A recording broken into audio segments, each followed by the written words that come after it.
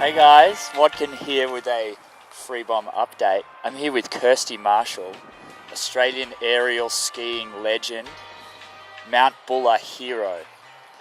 And Kirstie's actually a special type of aerial skier because Kirstie was a skier first.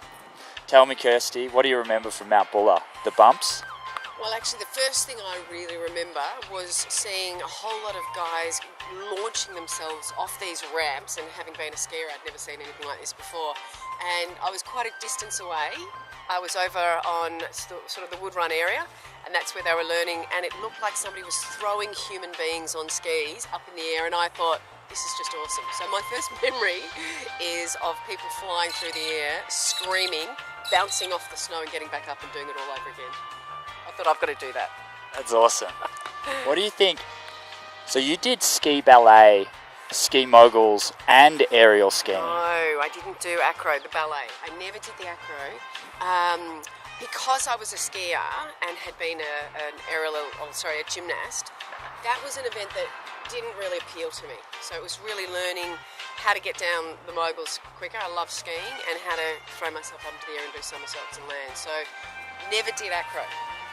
Today, those sports don't really go together. How did you tie them together when you were skiing bumps and aerials? Well, when we were skiing bumps, the course was relatively flat and very inconsistent. And when we were skiing, when we were doing aerials, it was pretty much the same thing. It was relatively flat, the jumps and the landing, and pretty inconsistent. So there wasn't a huge difference between the two events. And most people did both. Like a lot of people who are doing mogul skiing went on to do aerials, or did aerials at the same time, because at the beginning they also had just upright jumps. So if you were competing at the national championships, you could do just an upright jump and still be competitive. Amazing. I know. Amazing. We need old footage of the Team Buller guys. The first competition I went in was at Guthiga up in New South Wales for Team Buller. And I reckon half of the Team Buller team were just doing uprights in the aerial competition. And there was a guy called Peter Braun, Doc, who did a double back layout, but he accidentally knocked his head on the back of the jump, did the jump unconscious, and because there weren't so many different points for a bad landing, like he landed and just crumpled to the ground, I think he's still placed in the event, so because he was perfectly laid out. So what you're saying is, if we can get a time machine, there's hope for us mortals to take out Olympics. Back in what, 94? The first Olympics we were at was in 1988 in Calgary, not me personally. And I think though that even if we went back there, the standard was a little bit better than what I'm professing that we were doing in, in those years, those early years.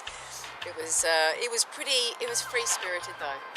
And the biggest difference when you think of the World Cup competitions and Olympics back then was the camaraderie. Really great. So that kind of reminds me of Free Bomb. We got Free Bomb this weekend, and Kirstie has generously offered to come up and award the Kirstie Marshall Award for Best Female Performance. So it's going to be an amazing day up there. We're not sure if it's going to be on Wood Run yet, but if not, it's going to be on Southside. And you may have seen the forecast. There's snow coming in Friday afternoon, so we might have to rename it Powder Bomb. It's time for Free Bomb.